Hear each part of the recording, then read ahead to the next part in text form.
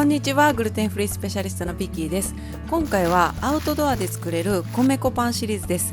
キャンプなどの定番のカレーと一緒に米粉のナンを作りたい方にとっては役に立つ動画となっていますので、最後まで見ていてくださいね。では早速作っていきましょう。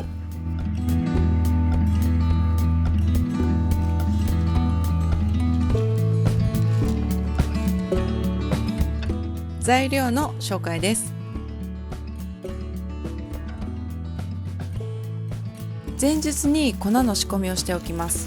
ビニール袋に材料を全部入れておきます。みずほちから 200g、 ホワイトソルガム 30g、 ソルガムがない場合は米粉だけでも大丈夫です。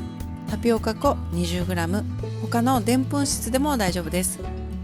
ベーキングパウダー 7g、 天日塩 3.5g、 イースト 3.5g、 蜂蜜 13g。 今回は蜂蜜を使っていますが、蜂蜜を使わない場合は普通の砂糖で置き換えても OK です。オリーブオイル 17g、 お水 202g。 冷蔵庫で低温発酵させるので、ぬるま湯でなくて水で大丈夫です。豆乳ヨーグルト 50g、 サイリウムハスク 5.5g。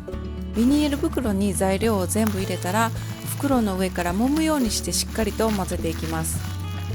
塊などがないように混ぜれたら一度生地チェックしておきます。指に生地がくっつくくらいがベストです。ビニール袋の上の方をくくっておきます。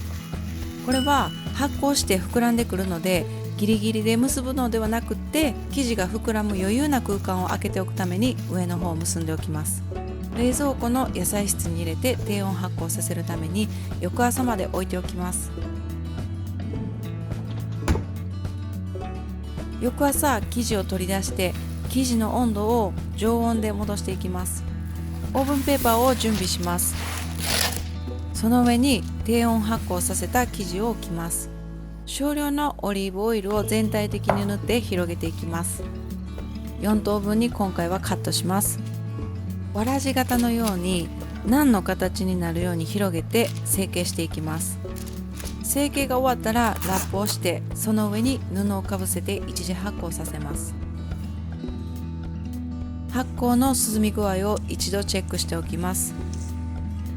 少し生地が冷たいのと、発酵でもう少し膨らんでほしいのでもう少し置きます。発酵が完了しました。天日で発酵させて生地も温かくなったので、これで OK です。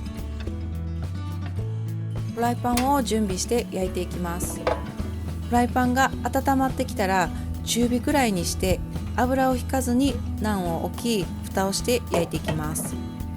生地の色が変わってきて表面に穴が目立つように開いてきたら裏返しのタイミングです。そして片面にいい焼き色がついたら裏面も同様に焼いて出来上がりです。ガーリックバターの作り方をご紹介します。ニンニクにオリーブオイルをかけて220度に予熱したオーブンで20分から30分程度焼きます。焼いてから思ったんですけど、焦げるのでアルミホイルに包んだ方がよりしっとりとして蒸し焼きでホクホクの焦げないニンニクができたと思います。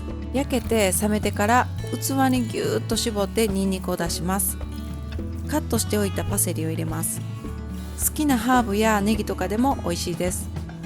ビーガンバターを入れて天日塩で味付けをして完成。作った後は冷蔵庫で冷やして固めておきます。作ったガーリックバターをたっぷりと塗っていただきます。ふわふわのナンにガーリックバターの風味とマッチしてすごく美味しいです。今回のアウトドアで作る米粉のナンはいかがでしたか？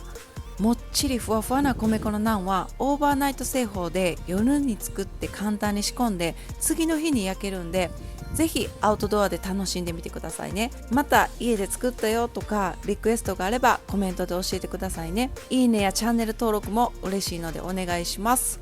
そしてもっと多くのレシピや健康美容に役立つ情報を得たい方は今すぐこのチャンネルを登録してベルマークをクリックしてください。